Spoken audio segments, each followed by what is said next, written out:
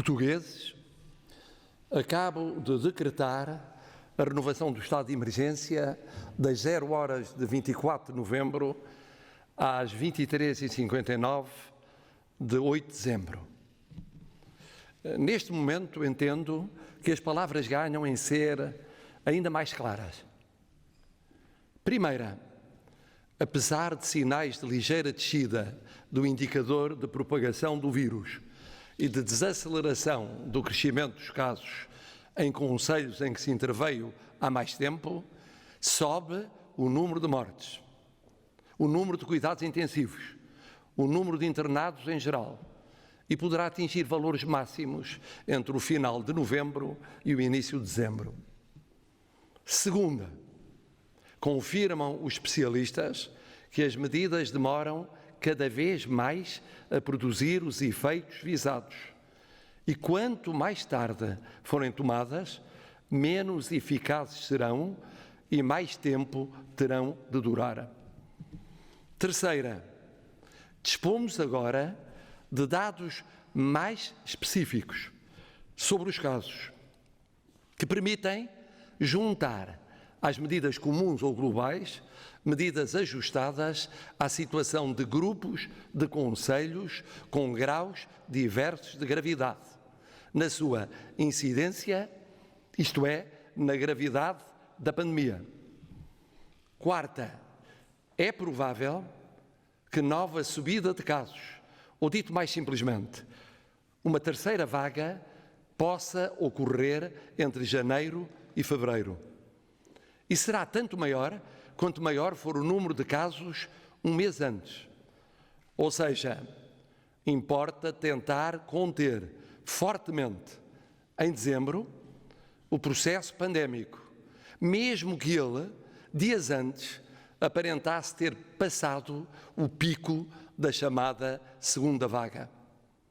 Quinta, se tudo isto impuser a ponderação em devido tempo de segunda renovação do estado de emergência de 9 a 23 de dezembro, ou mesmo mais renovações posteriores, que ninguém se iluda.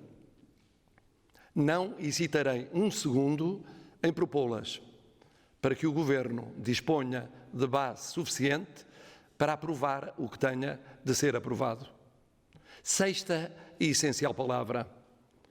No pensamento de responsáveis políticos, como no de todos os portugueses, encontra-se presente a brutal pressão que existe sobre o Serviço Nacional de Saúde e mesmo o Sistema Nacional de Saúde em geral. Pressão essa que vai aumentar nos próximos dias e semanas e que cumpre evitar que culmine em situações críticas generalizadas, o que implica a exigência de tentar conter o curso da pandemia em dezembro e certamente também nos primeiros meses de 2021. Porque há duas realidades evidentes. Uma é de que a vacina, que tem de ser para todos os que a desejarem, não cobrirá esses e outros que a ela adiram mais tarde em menos de alguns meses. A outra, a de que atingir situações críticas generalizadas nas nossas estruturas de saúde será dramático para os doentes Covid e para os muitos mais doentes não Covid.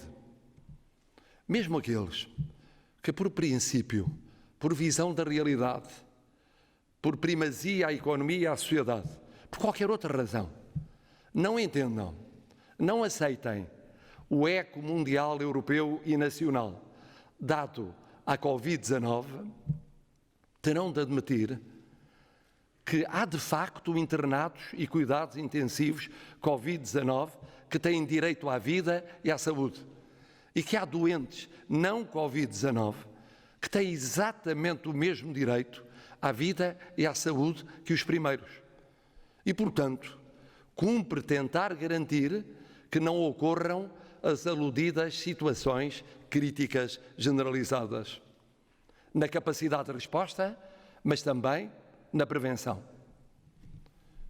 Portugueses, com base no que acabo de vos dizer, o que temos a dar como certo é que o estado de emergência dure o que for necessário ao combate à pandemia, sempre com o controlo e o conteúdo democráticos decorrentes da Constituição, e que se atue para quebrar a curva ainda ascendente de casos, condição necessária para infletir a seguir a curva crescente de internados, de cuidados intensivos e de mortes. E que se não facilitem os decisores políticos, não facilitem os portugueses, em dezembro, do princípio ao fim de dezembro, para não ter de sofrer um agravamento pesado ao virar 2021. E que se procure continuar a equilibrar esta exigência com o não parar a economia, a sociedade, a cultura, que é um esforço que sabemos difícil para todos os portugueses. E que esses portugueses continuem, como até agora, a ser solidários num momento, num processo tão longo de provação coletiva, assim confirmando a sua responsabilidade cívica e ética. E que se não dividam irreparavelmente entre os defensores da vida e da saúde e os defensores da economia, da sociedade e da cultura, entre os defensores da dureza sanitária e os defensores da abertura económica, e que recusem a violência física na discussão democrática a favor e contra o que quer que seja, e que partidos e parceiros sociais continuem a fazer a convergência possível. Há mais do que tempo para se ajuizar de atos e de autores, para demarcar campos e para apurar e julgar responsáveis. Não faltarão eleições para isso. Este tempo ainda é outro, o tempo de convergir no possível, mesmo discordando.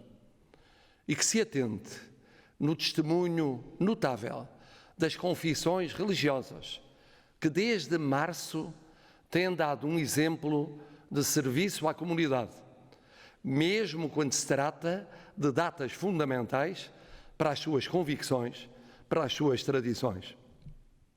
Claro que é natural que haja portugueses, e são muitos, e nas fases piores das pandemias, como esta, são muitos mais, que criticam o que entendem ser erros, omissões, avanços, recuos, zigue-zagues, em maio e junho sobre a Grande Lisboa, em agosto e setembro sobre a segunda vaga, em outubro, hoje, amanhã, depois, criticando tudo o que vier tarde ou mal explicado, por defeito de porta-voz ou por defeito de decisão.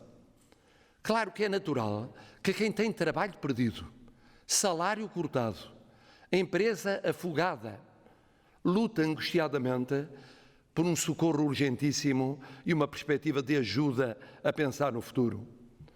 Claro que é natural que, mesmo contando hoje com maioria expressiva, 82% a favor no Parlamento e 94% que se não opuseram, cada renovação de estado de emergência motive críticas acrescidas de partidos e de parceiros sociais.